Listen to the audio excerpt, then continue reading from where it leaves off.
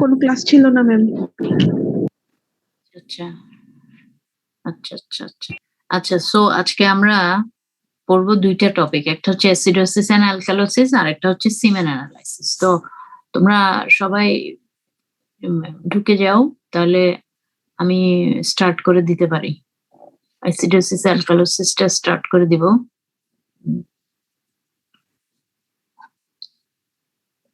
সবাই তো জানো অ্যাসিডোসিস কি জিনিস, অ্যালকালোসিস কি জিনিস, অথবা অ্যাসিড কি অ্যালকালি কি, এগুলো জানো, এগুলো আমাদের দরকার নেই।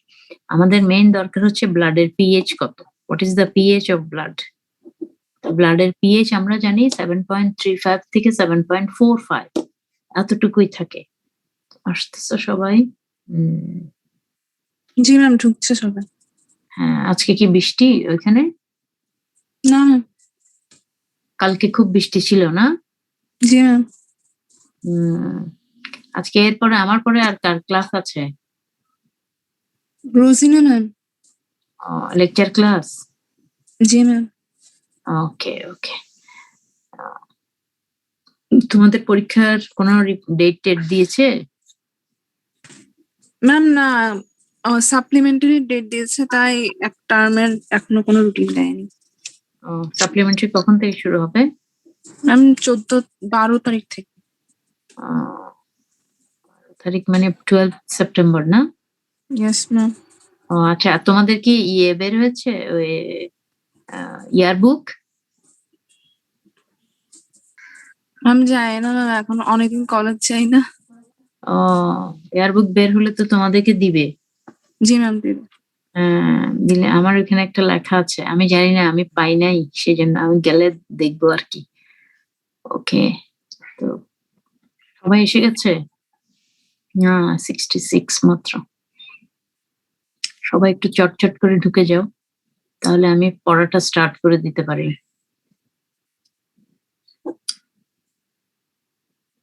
ওকে, 5 মিনিট তো হয়ে গেছে, আমি শুরু করে দিচ্ছি। হ্যাঁ, so what is the pH of our blood? আমাদের ব্লাডের পিএইচ সবাই জানো 7.35 থেকে 7.45। এখন 7.35 থেকে 7.45 এ থাকলে ওকে, যখন 7.35 এর নিচে চলে যায় তখন অ্যাসিডোসিস হয়, আর যখন 7.45 এর উপরে যায় তখন অ্যালকালোসিস হয়। আর পিএইচ অলওয়েজ ডিপেন্ড করে কি, হাইড্রোজেন আয়নের উপরে। এই বেসিক জিনিসগুলো জানা থাকলে হবে। সো ব্লাডের পিএইচ সবাই জানো 7.35 থেকে 7.45। যখন ব্লাডের পিএইচ আমরা মেপে দেখি 7.35 এর নিচে, তখন এটাকে অ্যাসিডোসিস বলি। সেটা মেটাবলিক অ্যাসিডোসিসও হতে পারে, রেসপিরেটরি অ্যাসিডোসিসও হতে পারে। আর যদি 7.45 এর উপরে হয় তখন এটা অ্যালকালোসিস হবে, যেটা রেসপিরেটরি অ্যাসিডোসিসও আছে, আবার মেটাবলিক অ্যাসিডোসিসও আছে। আচ্ছা, আর অলওয়েজ রিমেম্বার হাইড্রোজেন আয়নের উপরে পিএইচটা ডিপেন্ড করে, হাইড্রোজেন আয়নের উপরে পিএইচটা ডিপেন্ড করে। তো এখন আসো, অ্যাসিডেমিয়া কি জিনিস? What is acidemia? Acidemia is defined as a blood pH of less than 7.35. It can result from the accumulation of carbon dioxide in the body. Carbon dioxide in the body, এরপর carbon dioxide ওয়াটারের সাথে মিশে ব্লাডে এই হচ্ছে carbonic acid, আর হচ্ছে carbonic অ্যাসিডটা আবার split হয়ে bicarbonate আর hydrogen ion. তো so অ্যাসিডেমিয়া হচ্ছে কি, অ্যাসিডেমিয়া হচ্ছে কি ব্লাডের পিএইচ যখন 7.3 এর নিচে নেমে যাবে তখনই অ্যাসিডেমিয়া হবে। অ্যাসিডেমিয়ার কেন হবে? Accumulation of excess carbon dioxide. আচ্ছা, তো অ্যাসিডোসিস কি জিনিস? অ্যান অ্যাবনর্মাল কন্ডিশন, কন্ডিশনটা হচ্ছে acidosis caused by the accumulation of excess acid or by the loss of alkali in the body. যদি বেশি অ্যাসিড জমে সেটাতেও অ্যাসিডোসিস হয়, অথবা অ্যাসিড ঠিক আছে কিন্তু অ্যালকালি কমে গেছে, যদি অ্যালকালি কমে যায় তখনও তো অ্যাসিডোসিস হবে। ওকে, আচ্ছা, এখন আসো অ্যালকালেমিয়া কি। Alkalemia is defined as a blood pH greater than 7.45. It can occur from decreased partial pressure of carbon dioxide concentration in the blood. Or alkalosis ki, it is an abnormal condition caused by the accumulation of excess alkali or by the loss of acid in the body. সোজা কথায় তোমার ব্লাডের pH যখন 3.5 এর নিচে চলে যাবে, 7.35 এর নিচে চলে যাবে, অ্যাসিডোসিস ডেভেলপ করবে, আর 7.45 এর উপরে আসলে অ্যালকালোসিস ডেভেলপ করবে। আর অ্যাসিডোসিস অ্যালকালোসিস ডিপেন্ড করে হাইড্রোজেন আয়নের উপরে, পিএইচ ডিপেন্ড করে হাইড্রোজেন আয়নের উপরে। ওকে, সো অ্যাসিডোসিস অ্যালকালোসিস বেসিক্যালি দুই রকমের, মেটাবলিক অ্যাসিডোসিস হতে পারে, রেসপিরেটরি অ্যাসিডোসিস হতে পারে, মেটাবলিক অ্যালকালোসিস হতে পারে, রেসপিরেটরি অ্যাসিডোসিস হতে পারে, রেসপিরেটরি অ্যালকালোসিস হতে পারে। আচ্ছা, যখন আমরা নিঃশ্বাস নেই, ব্রেথ করি, তখন কার্বন ডাইঅক্সাইড কি হয়? প্রডিউস হয়। কার্বন ডাইঅক্সাইড প্রডিউস যখন হয়, এক্সচেঞ্জের ব্লাড অক্সিজেনের বদলে কার্বন ডাইঅক্সাইডটা তৈরি হয় ব্লাডে, আর ওইটা ব্লাডে তখন মিক্স করে ওয়াটারের সাথে, ওয়াটারের সাথে মিক্স করে কার্বনিক অ্যাসিড তৈরি করে, যেটার সংকেতটা হচ্ছে H2CO3। আচ্ছা, এই কার্বনিক অ্যাসিডটা আবার স্প্লিট করে বাইকার্বনেট আয়নে এবং হাইড্রোজেন আয়নে। এই বাইকার্বনেট, এই সূত্রটাই আমাদের মেইনলি সবসময় অ্যাসিড বেস ব্যালেন্সে, অ্যাসিডোসিস অ্যালকালোসিসে কাজে দেবে, যদি এটা তুমি মনে রাখতে পারো। আর এটা না মনে রাখলেও অসুবিধা নেই, কিন্তু জিনিসটা বুঝতে হবে। আচ্ছা, যখন আমরা pH, when we measure pH, we measure this hydrogen ion. If the concentration of hydrogen ion is low, it is acidic. If the concentration of hydrogen ion is more, it is alkalosis. Acha, if carbon dioxide is more in blood, more acidic, so we try to breathe out more carbon dioxide. Or if carbon dioxide is less, তখন তো আর হবে না। যখন carbon dioxide ব্লাডে বেশি জমে যাবে, তখন ব্লাডে মোর acidic হবে। মোর অ্যাসিডিক হলে কি হবে? আমরা চেষ্টা করব কার্বন ডাইঅক্সাইড বের করে দিতে। বের করে দেওয়ার জন্য কি করব? জোরে হাইপার ভেন্টিলেশন করব। ঠিক আছে? ওকে, তারপর এখন আসো মেটাবলিক অ্যাসিডোসিস কি জিনিস আর মেটাবলিক অ্যালকালোসিস কি জিনিস। মেটাবলিক অ্যাসিডোসিস হচ্ছে increase hydrogen ion or decrease bicarbonate ion, causes decreased pH. So কি জিনিসটা হয়? The primary decrease in plasma bicarbonate arises either from increased production or decreased removal of acid other than carbonic acid, or less of bicarbonate from the loss of bicarbonate from the body. So সোজা কথা মনে রাখবা, metabolic অ্যাসিডোসিসে কি hydrogen ion বাড়বে অথবা bicarbonate ion কমে যাবে। কমে গেলে কি হবে? পিএইচ কমে যাবে। আচ্ছা, কি কি কারণে মেটাবলিক অ্যাসিডোসিস হয়? মেটাবলিক অ্যাসিডোসিসের কমন কারণ হচ্ছে ডায়াবেটিক কিটোঅ্যাসিডোসিস 1 নম্বর। 2 নম্বর কারণ হচ্ছে প্রলং স্টারভেশন। 3 নম্বর কারণ হচ্ছে রেনাল ফেলিউর। আর 4 নম্বর কারণ হচ্ছে রেনাল অ্যাসিডোসিস টাইপ 1। এটা হচ্ছে common causes of increase production, decrease removal of acid. তুমি এই আরো ডিভাইড না করে তুমি এভাবে বলতে পারো যে মেটাবলিক অ্যাসিডোসিসের কমন কজ কি কি।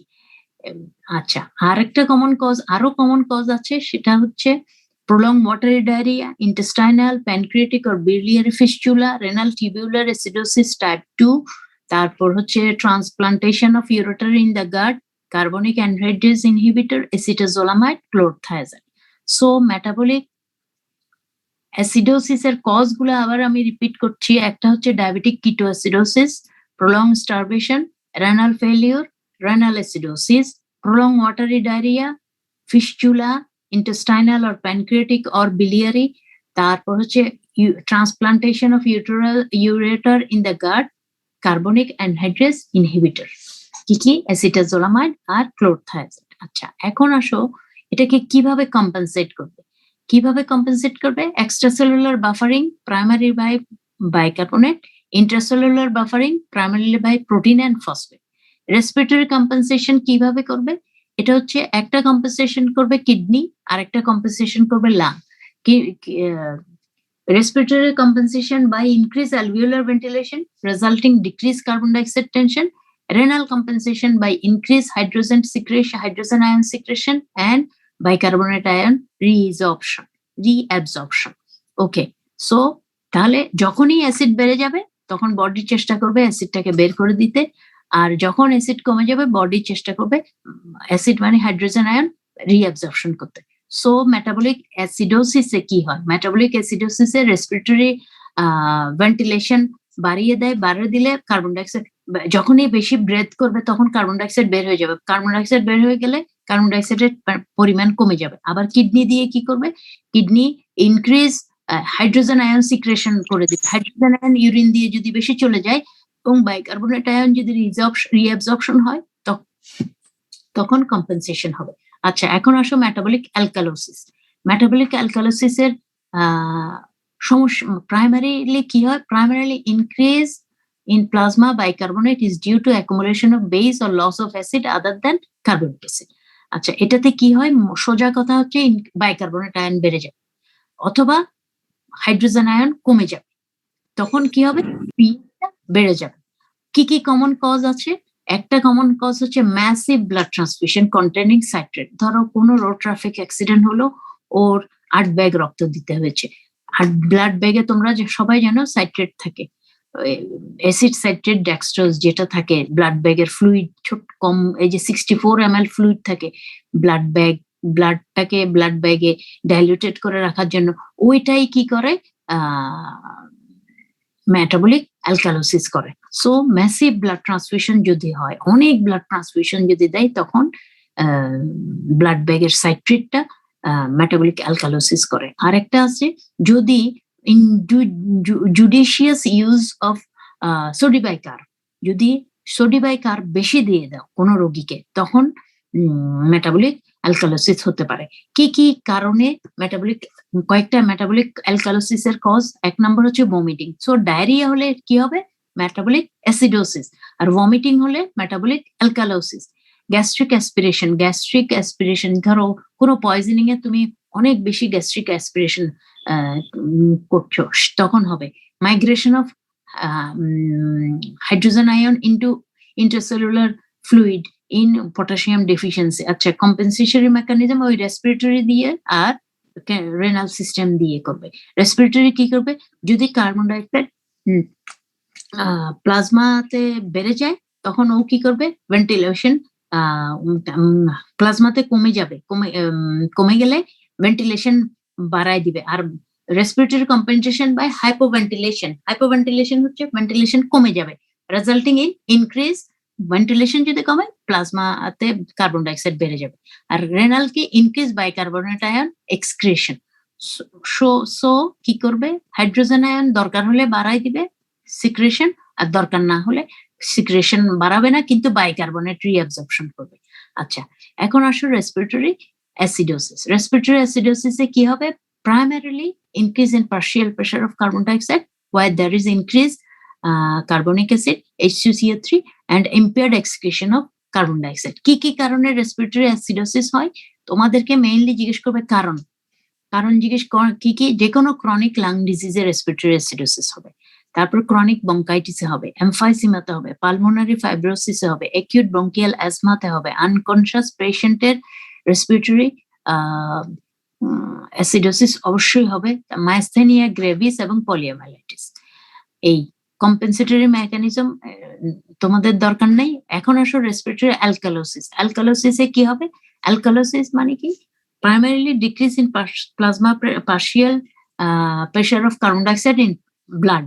তো কি কি কারণে হয়, হাই অল্টিটিউডে যদি অনেক উপরে উঠো, ফিজিওলজিক্যালি হতে পারে, এনকেফালাইটিস যদি হয়, হিস্ট্রিক্যাল অ্যাটাক যদি হয়, সেলিসাইলেট পয়জনিং যদি হয়, হাই ফিভার যদি থাকে, সেরিব্রাল টিউমার যদি হয়। আর কম্পেনসেটরি মেকানিজম একই, ইউরিনারি সিস্টেম আর রেসপিরেটরি সিস্টেম দিয়ে মিক্সড কিছু আছে।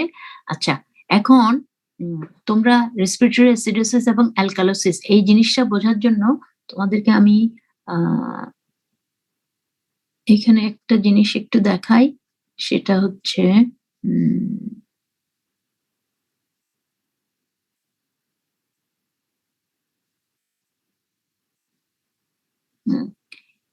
এই এটা দেখো, এই জিনিসটা কার্বন, এটা কি কার্বন ডাইঅক্সাইড, কার্বন ডাইঅক্সাইড ব্লাডে এই রিঅ্যাকশনটা হয়, কার্বন ডাইঅক্সাইড ওয়াটারের সাথে মিলে কি করে, কার্বনিক অ্যাসিড H2CO3, বোঝা যাচ্ছে।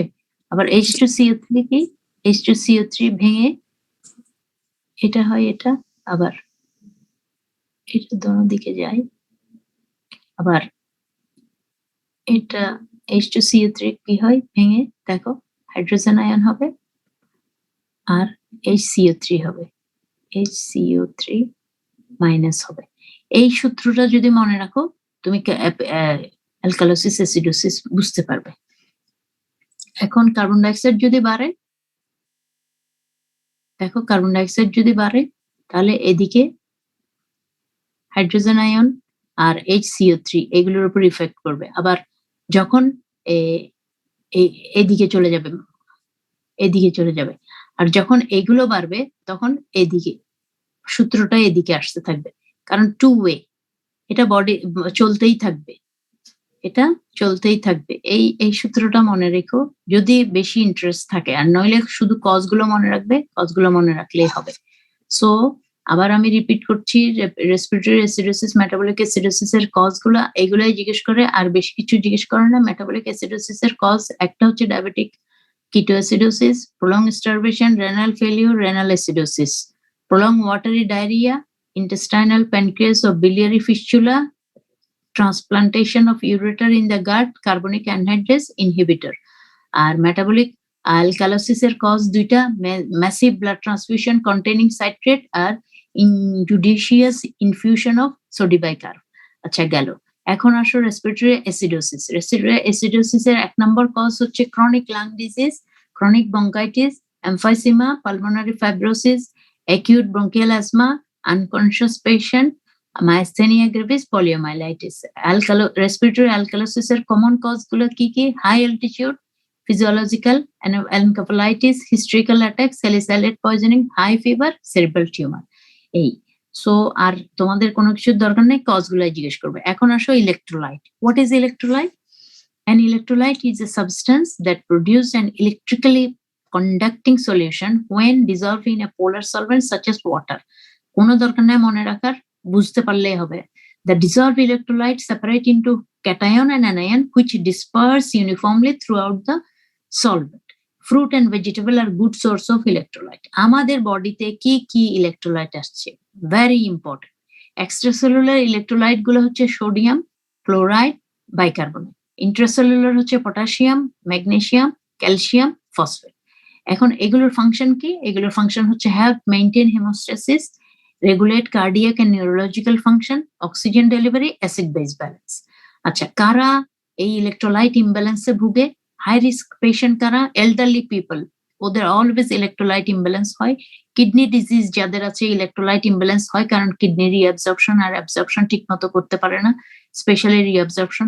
সিভিয়ার ডিহাইড্রেশন যাদের হয় তারা হতে পারে। ক্যান্সার পেশেন্টের, ডায়াবেটিক পেশেন্টের, কার্ডিয়াক পেশেন্টের ইলেকট্রোলাইট ইমব্যালেন্স হয়। এখন আসো ইলেকট্রোলাইটস গুলো কি কি? Very very important. Sodium, potassium, chloride, bicarbonate, এই 4টা ইলেকট্রোলাইট অবশ্যই বলতে হবে। সোডিয়ামের নর্মাল রেঞ্জ কত? 132 থেকে 144 milliequivalent per litre. Potassium কত? 3.6 থেকে 5.1 milliequivalent per litre. Chloride কত? 95 থেকে 105 মিলি ইকুইভ্যালেন্ট পার লিটার। বাইকার্বনেট কত? 24 থেকে 32 মিলি ইকুইভ্যালেন্ট পার লিটার। এই জিনিসগুলা দয়া করে মুখস্থ করে নিবে। ইলেকট্রোলাইট থেকে তোমাকে জিজ্ঞেস করবে কি কি ইলেকট্রোলাইট আছে, তুমি তখন সোডিয়াম, পটাশিয়াম, ক্লোরাইড, বাইকার্বনেট এই 4টা তো অবশ্যই বলতে হবে, কারণ এই 4টা তোমাকে বলতেই হবে। সিরাম ইলেকট্রোলাইট যখন পরীক্ষা করা হয় এই 4টা মাস্ট দেখা হয়। এইগুলোর নর্মাল রেঞ্জ তোমাকে অবশ্যই জানতে হবে, কারণ ইলেকট্রোলাইট এমন জিনিস, এগুলোর নর্মাল রেঞ্জ এদিক থেকে ওই দিক, নর্মাল রেঞ্জ ক্রস করলেই, কমে অথবা বেড়ে গেলেই প্রবলেম হয়। আর কি কি ইলেকট্রোলাইট আছে? সরি, ক্যালসিয়াম আছে, ম্যাগনেসিয়াম আছে, ফসফেট আছে। এগুলো অস্পিতে অনেক সময় নর্মাল রেঞ্জ দিয়ে বসে। সো ক্যালসিয়াম কত? নর্মাল রেঞ্জ 8.5 থেকে 10.5 মিলিগ্রাম পার ডিএল। ম্যাগনেসিয়াম কত? ম্যাগনেসিয়াম হচ্ছে 1.4 থেকে 2.4 মিলিমোল পার লিটার, এটা আসছিল একবার। ফসফেট হচ্ছে 2.5 থেকে 4.5 মিলিগ্রাম পার ডিএল। এখন আসো সোডিয়াম। এই যে সোডিয়াম আমরা বলেছি 132 থেকে 144 মিলি ইকুইভ্যালেন্ট পার লিটার, এটা যদি বেড়ে যায় তাহলে এটাকে কি বলে? If sodium is more than 144 milliequivalent per litre, এটাকে বলে হাইপারনাইট্রেমিয়া। আর যদি এটা 132 এর নিচে চলে যায় তাহলে এটাকে বলে হাইপোনাইট্রেমিয়া। এখন হাইপারনাইট্রেমিয়া আর হাইপোনাইট্রেমিয়ার কজ জিজ্ঞেস করবে। হাইপারনাইট্রেমিয়ার কজ হচ্ছে dehydration, steroid therapy, diabetes insipidus, Cushing syndrome, primary aldosteronism. আর হাইপোনাইট্রেমিয়ার কজ কি? Diabetics, congestive heart failure, dehydration, Addison's disease. Dehydration হলে হাইপোনাইট্রেমিয়া হতে পারে, হাইপারনাইট্রেমিয়া হতে পারে। আচ্ছা, পটাশিয়াম কত নর্মাল রেঞ্জ? দেখো 3.6 থেকে 5.1 milliequivalent per litre. Very important, এটা জিজ্ঞেস করা হয় যে পটাশিয়ামের নর্মাল রেঞ্জ কত। যদি পটাশিয়াম বেড়ে যায় টার্মটা হচ্ছে হাইপারক্যালেমিয়া, আর পটাশিয়াম যদি কমে যায় তখন এটাকে বলা হয় হাইপোক্যালেমিয়া। আচ্ছা, হাইপারক্যালেমিয়ার কজ কি কি? ভেরি ভেরি ইম্পর্টেন্ট, খুবই ইম্পর্টেন্ট, জিজ্ঞেস করা হয় প্র্যাকটিক্যালি, ভাইভা এবং ক্লিনিক্যালি সব জায়গায়। So acute renal failure, chronic renal failure, এইসব জায়গায় হাইপারক্যালেমিয়া হয়। অ্যাডিসনস ডিজিজে হয়, এসি ইনহিবিটর হয় বার্নে এবং সিভিয়ার ইনজুরিতে। হাইপোক্যালেমিয়া ক্রনিক রেনাল ফেলিউরে হয়, ডায়াবেটিক কিটোঅ্যাসিডোসিসে হয়, ডায়াবেটিক্স থেরাপিতে হয় এবং ডায়রিয়াতে হয়। তাহলে পটাশিয়ামটা অবশ্যই মনে রাখবে, সোডিয়ামও মনে রাখবে, এই দুটা ভেরি ইম্পর্টেন্ট। আচ্ছা, আসা এখন ক্লোরাইড কমে গেলে এটাকে হাইপোক্লোরেমিয়া বলা হয়। সাধারণত ভমিটিং, ডায়রিয়া এগুলোতে ক্লোরাইড কমে যায়। আচ্ছা, বাইকার্বনেট যদি কমে যায় তখন এটাকে কজ কি কি? কজ হচ্ছে Addison's disease, chronic diarrhoea, diabetic ketoacidosis, metabolic acidosis, respiratory alkalosis, shock, kidney disease. আর বাইকার্বনেট বেড়ে যায় কাদের? ভমিটিং যদি হয়, ডায়রিয়া যদি হয়, লাং ডিজিজ যদি হয়, সিওপিডি যদি হয়, কুশিং সিনড্রোম হলে, মেটাবলিক অ্যালকালোসিস হলে। এখন আসো ক্যালসিয়াম কি? যদি বেড়ে যায় এটাকে বলা হাইপার ক্যালসেমিয়া। ভেরি ইম্পর্টেন্ট, এটা পরীক্ষায় অস্পিতে আসছিল। আর যদি কমে যায় এটাকে বলা হয় হাইপোক্যালসেমিয়া। তো ক্যালসিয়ামের নর্মাল রেঞ্জ হচ্ছে কত? একটা হচ্ছে 8.5 থেকে 10.5 মিলিগ্রাম পার ডিএল। এখন ক্যালসিয়াম যদি হাইপার ক্যালসেমিয়া কি কি কারণে হয়? একটা হচ্ছে হাইপারপ্যারাথাইরয়েডিজম, আরেকটা হচ্ছে calcium carcinoma in the bone, lung আর ব্রেস্ট, হাই ভিটামিন ডি এবং ক্যালসিয়াম। আচ্ছা, হাইপোক্যালসেমিয়া কোথায় হয়? হাইপোপ্যারাথাইরয়েডিজমে হয়। যারা সিআরএফ এর patient, chronic renal failure patient, ওদের কিন্তু হাইপোক্যালসিমিয়া হয়, ক্যালসিয়াম কমে যায়। তারপর ভিটামিন ডি ডেফিসিয়েন্সি যাদের থাকে এবং প্যারাথাইরয়েড ডেফিসিয়েন্সি যাদের হয়, ম্যালাবজর্পশন সিনড্রোম যাদের থাকে, এদের হাইপোক্যালসেমিয়া হয়। আচ্ছা, এই যে ব্লাডের ইলেকট্রোলাইট গুলা অ্যাসিড ডিস্টার্বস হয়ে অ্যাসিড বেস ব্যালেন্সের ডিস্টারবেন্স হচ্ছে, এগুলোর জন্য আমরা পরীক্ষাগুলোর নামগুলা কি? একটা নাম হচ্ছে সিরাম ইলেকট্রোলাইট, ব্লাডের সিরাম ইলেকট্রোলাইট করলে আমরা সোডিয়াম, পটাশিয়াম, ক্লোরাইড, বাইকার্বনেট এই চারোটা পাবো। আর যদি আমরা অ্যাসিড বেস ব্যালেন্স দেখি তখন আর্টারিয়াল ব্লাড গ্যাস অ্যানালাইসিস করি।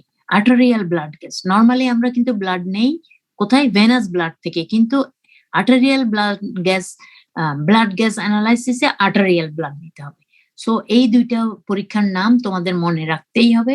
সেটা হচ্ছে সিরাম ইলেকট্রোলাইট করার জন্য আমরা কি কি পরীক্ষা করি, মানে কি কি ইলেকট্রোলাইট দেখি? Sodium, potassium, chloride, bicarbonate. আর সিরাম অ্যাসিডোসিস, অ্যালকালোসিস এটা দেখা ইমব্যালেন্স হলে ব্লাড গ্যাস অ্যানালাইসিস করতে হয়। ওই ব্লাড গ্যাস অ্যানালাইসিসের নাম কি? Arterial blood gas analysis. আচ্ছা, এখন আসো এটা এটা আমরা এটা শেষ, এখন আমরা আরেকটা টপিক শুরু করি, সেটা হচ্ছে সেমেন অ্যানালাইসিস। দাঁড়াও, আমি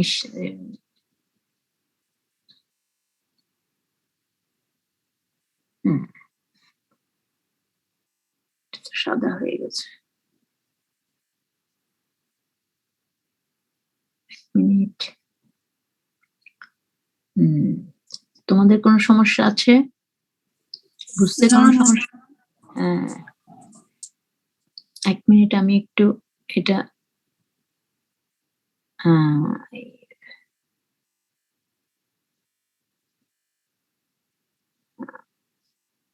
এটাকেই নেই, তোমাদেরকে দেখাই।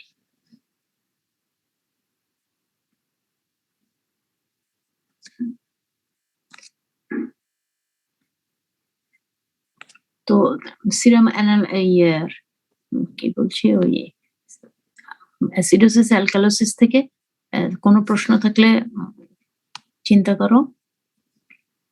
আমি একটু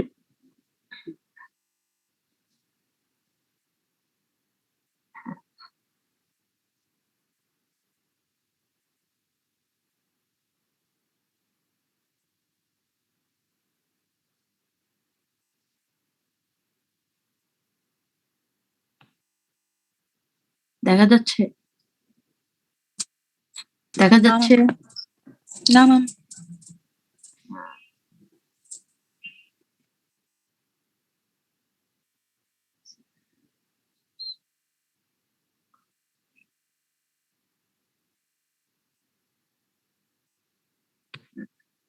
দেখা যাচ্ছে? না, না, এটা না। সরি। ২ টা নাম দিয়ে করেছি তো। হ্যাঁ, দেখা যাচ্ছে? জি ম্যাম। দেখা যাচ্ছে? হ্যাঁ। এখন আসো semen analysis. Semen analysis কি? A semen analysis is also called semenogram.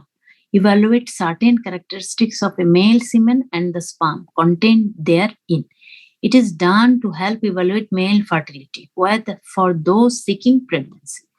আচ্ছা, তো semen analysis কাদের করা হয়? মেলদের করা হয়। What is semen analysis? Semen analysis is test to measure the amount and quality of a man's semen and sperm. Semen is the thick white sperm containing fluid released during ejaculation. দেখো একটা sperm দেখতে কেমন? ওর head, this is body and this is tail.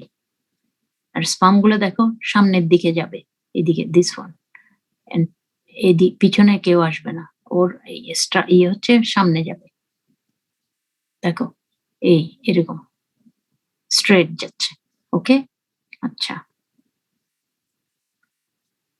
So একটা sperm দেখতে কেমন তোমাদেরকে মনে হয় এটা ইয়েতে দিবে, তোমাদের পরীক্ষার খাতায় আঁকতে হয়।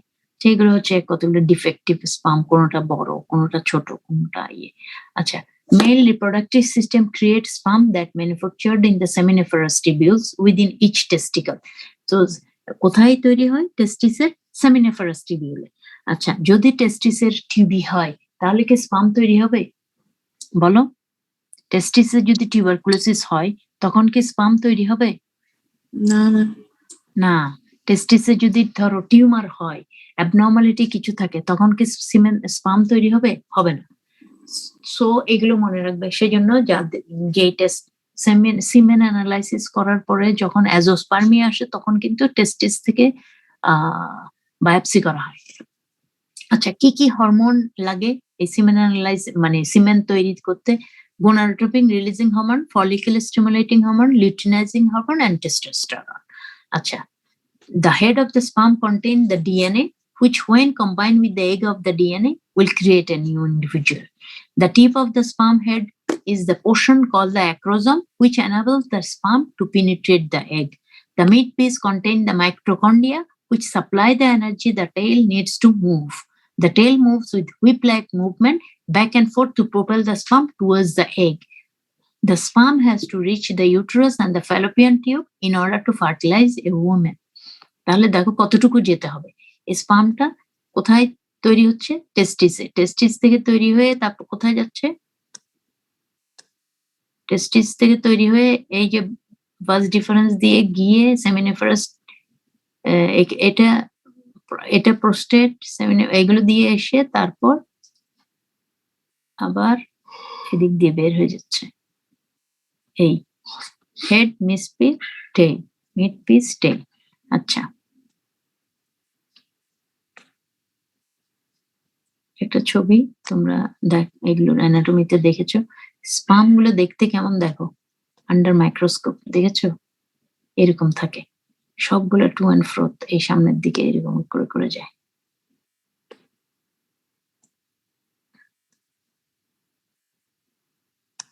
আচ্ছা, এখন আসো, what are the very important, what are the indication of সিমেন analysis.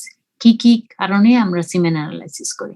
একটা হচ্ছে ইনফার্টিলিটি ইনভেস্টিগেট করার জন্য, কারো বাচ্চা হচ্ছে না তখন আমরা সিমেন অ্যানালাইসিস করব মেইলের। তারপরে থেরাপিউটিক ইনসেমিনেশন, যদি কোনো থেরাপিউটিক ইনসেমিনেশন লাগে। ফরেন্সিক স্টাডির জন্য করবো রেপ কেসে।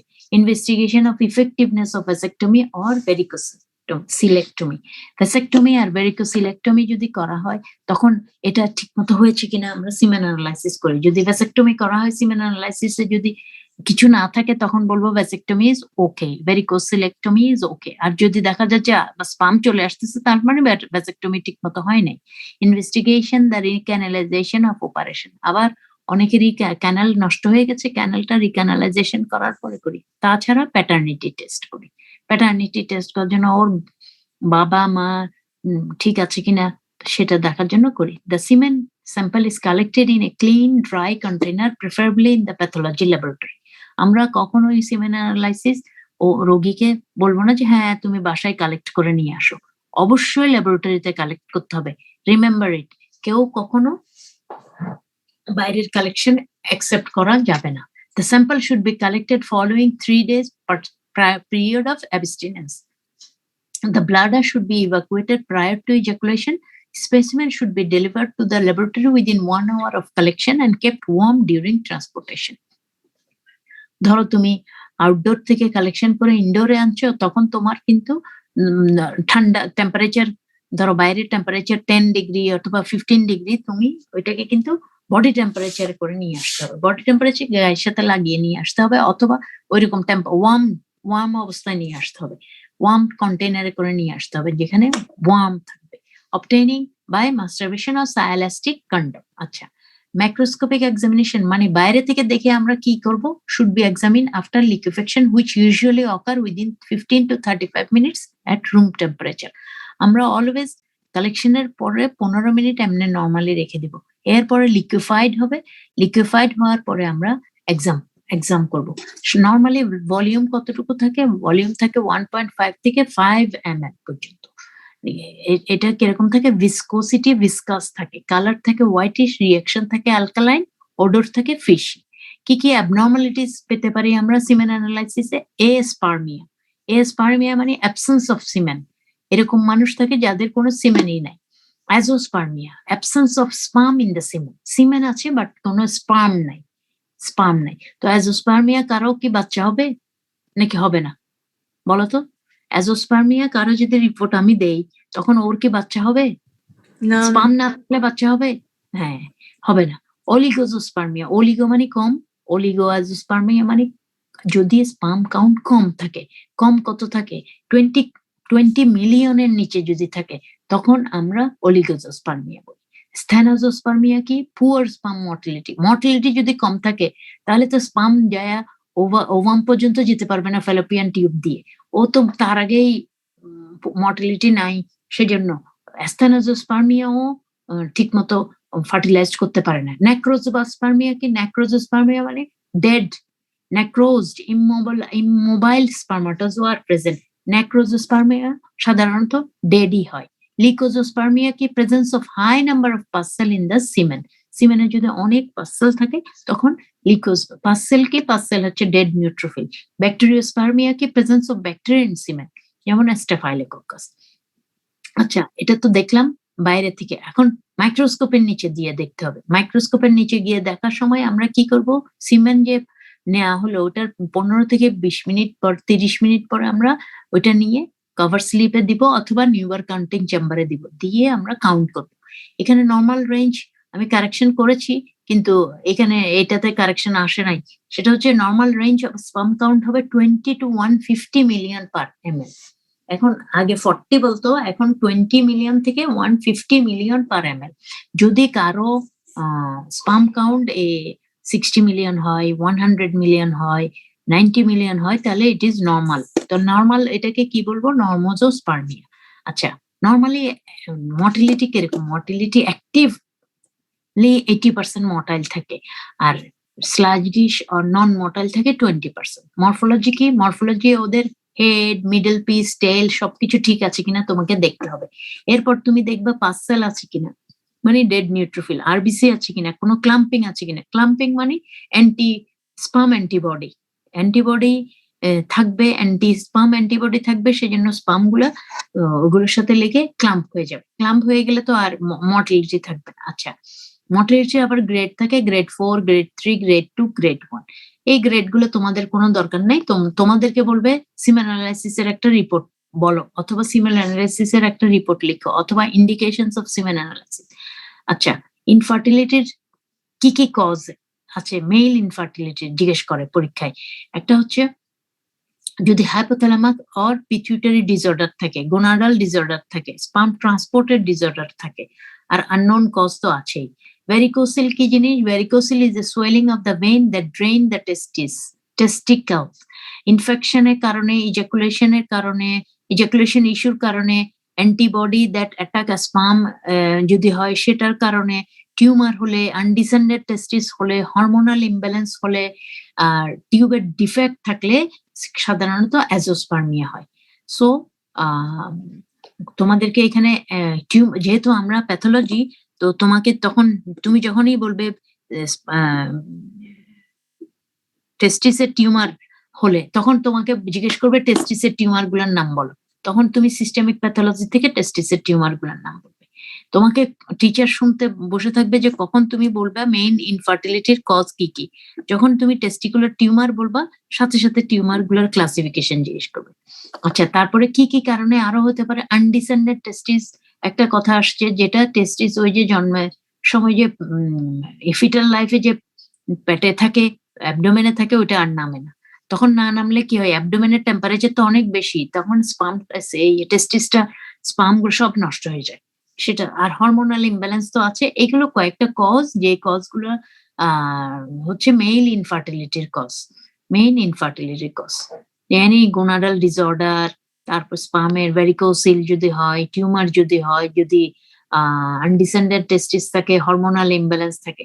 আচ্ছা, তারপরে কিছু আছে ক্রোমোজোমাল ডিসঅর্ডার, জেনেটিক কজ, এগুলোতেও টর্শন অফ দ্য টেস্টিস, এগুলোতেও কিছু মেডিসিন, কিছু রেডিয়েশন, এগুলোতেও স্পাম কাউন্ট কমে যায় অথবা বন্ধ হয়ে যায়। আচ্ছা, আর ব্লকেজ কোথায় হয়? ইনফেকশনে। ইনফেকশন কি? ওই প্রোস্টেটিক রিলেটেড ইনফেকশন। তখন যখনই তুমি বলবে যে স্পাম ট্রান্সপোর্ট ব্লকেজ হয়, তখন তোমাকে জিজ্ঞেস করবে কোন ব্যাকটেরিয়ার কারণে ব্লকেজ হয়। তখন তুমি ক্ল্যামাইডিয়া, রিকেশিয়া, এইগুলো ক্ল্যামাইডিয়া মেইনলি, আর গ্রাম নেগেটিভ ডিপ্লোকক্কাই, এই ইনফেকশন গুলো হলে blockage of transport, sperm transport হয়। এখানে জিজ্ঞেস করবে যে gram negative diplococci, Neisseria gonorrhoeae infection যদি হয়, তখন স্পাম ট্রান্সপোর্ট হয় না। কারণ কি, ব্লক ওখানে বারবার ইনফেকশন হতে হতে ওই ইয়েগুলো এটা টানে, ক্যানেলটা বন্ধ হয়ে যায়। আচ্ছা, যদি কোনো প্রবলেম থাকে, রেট্রোগ্রেড প্রবলেম, সেক্সুয়াল প্রবলেম থাকে, হরমোনাল প্রবলেম থাকে, এগুলো এত ডিটেল তোমাদের জানার দরকার নেই। তোমাদের মেইনলি জিজ্ঞেস করবে সিমেন অ্যানালাইসিসে যে what are the indications of semen, কখন আমরা সিমেন অ্যানালাইসিস করে। তো ইনফার্টিলিটি ইনভেস্টিগেশনে, থেরাপিউটিক ইনসেমিনেশনে, ফরেন্সিক স্টাডিতে, ভ্যাসেক্টমি এবং ভেরিকোসোইলেক্টমি যদি করি, তোর ইফেক্টিভনেস কেমন হয়েছে ওটা দেখার জন্য রিক্যানালাইজেশন অপারেশনের পরে করতে পারি, প্যাটার্নিটি টেস্টের সময় করতে পারি। তারপর তোমাকে জিজ্ঞেস করবে এই টার্মগুলা, যে টার্মগুলা, what is azoospermia, what is oligozoospermia, what is the normal range of sperm count. Sperm count normal range কত বলেছি? 20 মিলিয়ন থেকে 150 মিলিয়ন পার ml। আর এখন তোমাকে যদি জিজ্ঞেস করে এই যে অ্যাজোস্পার্মিয়া মানে কি, হোয়াট ইজ অ্যাজোস্পার্মিয়া? অ্যাজোস্পার্মিয়া মানে অ্যাবসেন্স অফ স্পাম। অলিগোজোস্পার্মিয়া মানে কি? when the total count of sperm is less than 20 million per ml. Normal তো 20 মিলিয়ন থেকে 150 মিলিয়ন, এখন 20 মিলিয়নের নিচে যদি হয় তাহলে এটাকে বলা হয় অলিগোজোস্পার্মিয়া। তারপরে জিজ্ঞেস করবে অলিগোজোস্পার্মিয়া যদি হয় 20 মিলিয়নের নিচে, ও কি ফার্টিলিটি স্ট্যাটাস ওর কেমন থাকবে, মানে ও কি কোনো ওভাকে ফার্টাইল করতে পারবে না পারবে না। তো কি বলবা? তোমাদের কি মত, পারবে নাকি পারবে না? 20 মিলিয়ন অথবা ধরো 15 মিলিয়ন, 15 মিলিয়ন আমি কাউন্ট দিলাম, ও কি ফার্টিলিটি করতে পারবে? কার কি ধারণা? অলিগোজোস্পার্মিক কোনো পেশেন্ট একটা ওভাকে ফার্টাইল করতে পারবে নাকি পারবে না? পারবে। পারবে। কখন পারবে? আর্টিফিশিয়াল, ও যখন আইভিএফ করবে, বুঝছো? ইনভিট্রো ফার্টিলাইজেশন, তখন তোমাকে ওই 15 মিলিয়ন অথবা 10 মিলিয়ন যদি হয়, ওইগুলোকে নিয়ে ওখান থেকে ভালো স্পাম গুলো নিয়ে ইনভিট্রো ফার্টিলাইজেশন করে।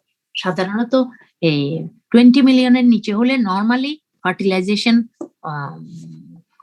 কম হয় নর্মালি, কিন্তু তখন আইভিএফ করতে হবে তোমাকে, ইনভিট্রো ফার্টিলাইজেশন। ইনভিট্রো ফার্টিলাইজেশন ওই স্পাম থেকে ভালো স্পাম থেকে নিয়ে করলে তখন এটা হবে। আর স্থেনোজোস্পার্মিয়াটা কি? স্থেনোজোস্পার্মিয়া হচ্ছে মর্টালিটিটা কম, পুয়ার। মর্টালিটি কম থাকলেও ইনফার্টিলিটি হতে পারে। নেক্রোজোস্পার্মিয়া কি? সবকিছুই ঠিক আছে কিন্তু স্পাম গুলো সব মরা হলে তো হতে পারবে না, এগুলো সব ডেড হলে হবে না, এগুলো অ্যালাইভ লাগবে। আর যদি ইনফেকশন থাকে সিমেনে, সেটা লিকোজোস্পার্মিয়া আমরা বলি। আর যদি এখানে ব্যাকটেরিয়া পাওয়া যায় তাহলে ব্যাকটেরিওস্পার্মিয়া বলি। এই টার্মগুলো ভেরি ইম্পর্টেন্ট। সো সিমেন অ্যানালাইসিস থেকে তোমাকে নর্মাল কাউন্টটা জিজ্ঞেস করবে। তা কাউন্টটা কত? আমি বলেছি 20 to 150 million per ml। Million এইটাই একটা ইউনিট সিমেন অ্যানালাইসিসে, যেটাতে মিলিয়নে করবে, আর কোথাও মিলিয়ন পাবা না। মিলিয়ন পাবা শুধু সিমেন অ্যানালাইসিসের স্পাম কাউন্টে। কত? 20 to 150 মিলিয়ন পার ml। আচ্ছা, এখন কি অ্যাজোস্পার্মিয়া মানে কি? Absence of sperm in সিমেন।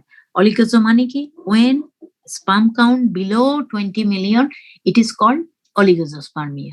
Sthenozospermia কি? when motility of the sperm is low or poor, এটা sthenozospermia. Necrosospermia কি? necrosis, মনে রাখবে, necrosis হচ্ছে সেল ডেথ। তাহলে নেক্রোজোস্পার্মিয়া মানে ডেড স্পাম, ইমোবাইল মানে ডেড স্পাম, মনে রাখবা। লিকোজোস্পার্মিয়া মানে কি? লিকোজোস্পার্মিয়া হচ্ছে লিকোসাইট যদি বেশি পাওয়া যায়, যদি অনেক পাসেল থাকে। আর ব্যাকটেরিওস্পার্মিয়া কি? ব্যাকটেরিওস্পার্মিয়া হচ্ছে যদি আমরা ব্যাকটেরিয়া দেখি। ব্যাকটেরিয়া তো খালি চোখে দেখা যায় না, এগুলো স্টেন করলে দেখা যায়। লিকোজো আমরা ইনফেকশন হলে পাই। কমনলি আমরা পাই অ্যাজোস্পার্মিয়া, অলিগোজোস্পার্মিয়া, নেক্রোজোস্পার্মিয়া, লিকোজোস্পার্মিয়া, এই চারটা। সো তোমাদেরকে এই টার্ম গুলো জিজ্ঞেস করবে। এই টার্ম গুলো ভাইভাতে ভেরি ইম্পর্টেন্ট, জিজ্ঞেস করা হয়। আর অস্পিতে দেওয়া হয় যে নর্মাল স্পাম কাউন্ট কত, তারপরে এই টার্ম গুলোর নাম কি। বুঝছো? ক্লিয়ার? জি ম্যাম। তারপর হ্যাঁ, আরেকটা দেয় সাধারণত, সেটা হচ্ছে একটা সিমেন অ্যানালাইসিস রিপোর্ট লিখো। তো সিমেন অ্যানালাইসিস রিপোর্ট লিখো। কি করবা তোমরা? ল্যাবে গিয়ে একটা রিপোর্ট নিয়ে নিও, ওই রিপোর্টটা লিখে দিলেই হবে। কেমন করে লিখে? তো কেমন করে লিখে মানে তুমি ম্যাক্রোস্কোপিক দেখবা আর মাইক্রোস্কোপিক দেখবা। ম্যাক্রোস্কোপিকে কি কি লিখবা? Volume, viscosity, colour, reaction, odour. আর মাইক্রোস্কোপিতে কি লিখবা? মাইক্রোস্কোপিতে স্পাম কাউন্ট, মর্টিলিটি, মরফোলজি এবং পাসসেল, আরবিসি, ক্লাম্পিং। তারপর কমেন্ট লিখবা কি? কমেন্ট, এখানে কমেন্টটা লিখবে কি? নর্মোজোস্পার্মিয়া। তোমরা অলওয়েজ নর্মাল পাবা, সেজন্য নর্মোজোস্পার্মিয়া। তাহলে যদি তোমাকে রিপোর্ট লিখতে দেয় কিন্তু পরীক্ষায়, যে শর্ট এসএকিউ কোশ্চেন আসে, তখন তুমি এই দুইটা হেডলাইনে লিখবা। একটা হচ্ছে ম্যাক্রোস্কোপিক এক্সামিনেশন, আর একটা হচ্ছে মাইক্রোস্কোপিক এক্সামিনেশন। ম্যাক্রোস্কোপিক এক্সামিনেশনে কি? ভলিউম কদ্দুর, কালার কি, ভিসকোসিটি কি, রিঅ্যাকশন কি, অর্ডার কি। আর মাইক্রোস্কোপিতে কি লিখবা? মাইক্রোস্কোপিতে স্পাম কাউন্ট কত, স্পামের মর্টালিটি কেমন আছে, মরফোলজি কেমন আছে, আর সাথে পাসেল মানে ডাব্লিউবিসি আছে কিনা, আরবিসি আছে কিনা, ক্লাম্পিং আছে কিনা। তারপর কমেন্ট কি? কমেন্ট তুমি লিখবা অবশ্যই। কমেন্ট কি? নর্মোজোস্পার্মিয়া, যেহেতু তোমরা নর্মাল, তোমাদেরকে নর্মাল একটা লিখতে দিবে রিপোর্ট। আর অন্য টার্ম গুলো তোমরা অবশ্যই মনে রাখবা, সেটা হচ্ছে অ্যাজোস্পার্মিয়া, অলিগোজোস্পার্মিয়া। এটা আবার চলে আসছে কেন?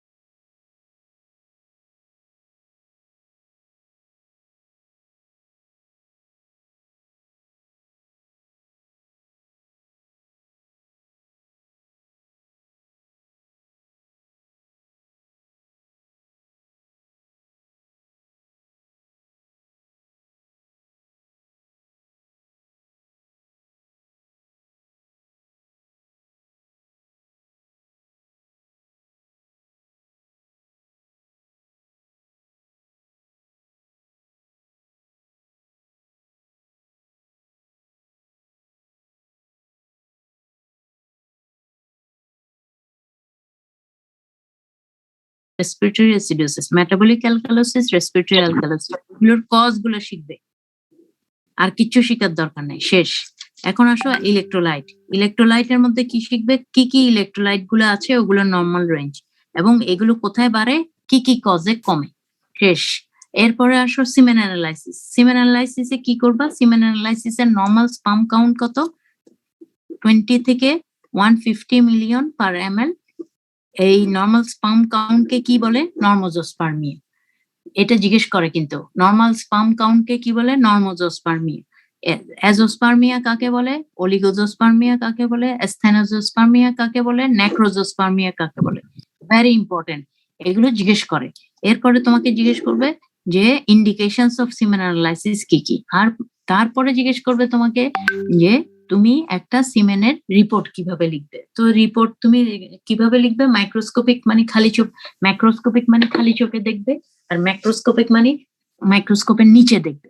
তো মাইক্রোস্কোপের নিচে আমরা সাধারণত নর্মালি কি করি, নিউবার কাউন্টিং চেম্বার দিয়ে ক্যালকুলেট করি এই মিলিয়নটা, একটা সূত্র আছে, সূত্র দিয়ে নিউবার কাউন্টিং চেম্বারে চার্জ করে ওখানে আমরা ডাইলিউট করে তারপর দিয়ে দেখি, আর কাউন্ট করি, কাউন্ট করে মিলিয়নে আমরা ইয়ে দিই, রিপোর্ট দেই, কত, 20 to 150 মিলিয়ন পার ml। অবশ্যই এটা মনে রাখবে, সিমেন অ্যানালাইসিস থেকে নর্মাল স্পাম কাউন্ট জিজ্ঞেস করে, তারপরে জিজ্ঞেস করবে যে আচ্ছা কারো যদি ইনফার্টিলিটি হয় তখন তুমি কি কি পরীক্ষা করবে। তখন তোমাকে টেস্টিসের বায়োপসি নিতে হবে। টেস্টিসের বায়োপসি নিয়ে আমরা দেখতে পারি টেস্টিসে কোনো টিউবারকুলোসিস আছে কিনা, টেস্টিসে কোনো টিউমার আছে কিনা। কমন আমাদের বাংলাদেশে কি হয়, টিউবারকুলোসিস হয়, টিউমার হয়, আর আনডিসেন্ডেড টেস্টিস থাকে। ভেরিকোসিলের জন্য অ্যাজোস্পার্মিয়া হয়ে যায়। So tuberculosis, testicular tuberculosis, testicular tumour, এগুলো ভালো করে পড়ে নিবে। টিউমার গুলো তখন এই classification of tumour, testicular tumour জিজ্ঞেস করবে, এরপরে তুমি পারলে তো অন্য টপিকে চলে যাবে, এইভাবেই যাবে।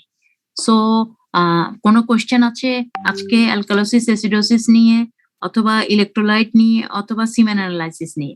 তো তোমাকে এখানে আরেকটা কোশ্চেন জিজ্ঞেস করবে, সেটা হচ্ছে মেয়েদের কি পরীক্ষা করা হয়, প্রেগন্যান্সি টেস্ট।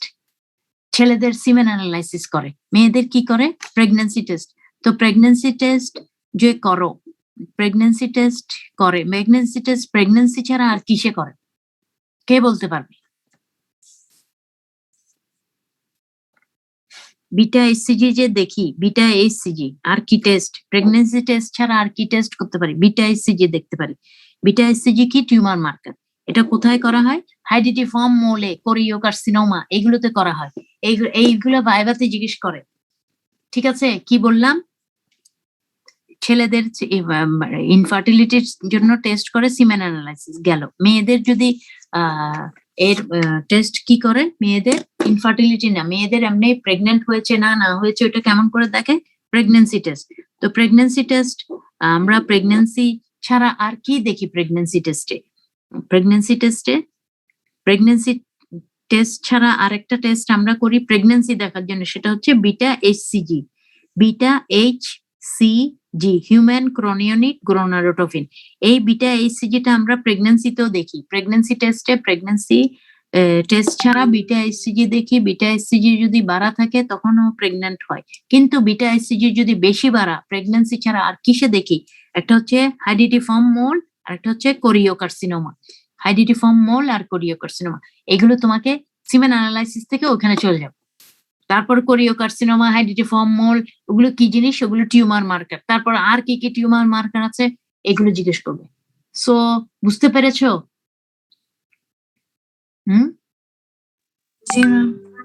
হ্যাঁ, তাহলে তোমরা যখনই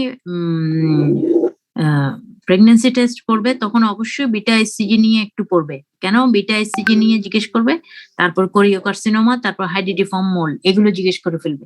আবার ওইদিকে মেইলের মধ্যে টিউমার অফ দ্য টেস্টিস এবং টেস্টিকুলার টিউবারকুলোসিস, এই দুইটা জিনিস শিখে নিবে। আর আনডিসেন্ডেড টেস্টিস তো তোমরা জানো যে এটা যখন ফিটাল লাইফে অ্যাবডোমেনে থাকে, এরপরে ডিসেন্ড না হলে এটা আনডিসেন্ডেড, তখন ওই অ্যাবডোমেনের টেম্পারেচারে টেস্টিসটা এগুলা কাজে ডিসফাংশনিং হয়ে যায় আর কি। সো আর কোনো কোশ্চেন আছে আজকে? অরুণিমা আর অন্যরা তোমরা কই? ম্যাম কোয়েশ্চেন নাই। হ্যাঁ, কোশ্চেন নাই। আর তাহলে তুমি আমাকে পার্সেন্টেজটা পাঠাই দিও। আর নেক্সট জি। ক্লাস কত তারিখ? Ma'am next next Thursday. 2 তারিখ নিব। হ্যাঁ ঠিক আছে, আমি 2 তারিখ নেক্সট ক্লাসটা নিব ইনশাল্লাহ। আর আজকে তাহলে এতটুকুই, কোনো কোশ্চেন না থাকলে আমি তোমাদের সবাইকে বিদায় জানাচ্ছি। আল্লাহ হাফেজ, বাই, টেক কেয়ার। আসসালামু আলাইকুম ম্যাম। ওয়ালাইকুম আসসালাম।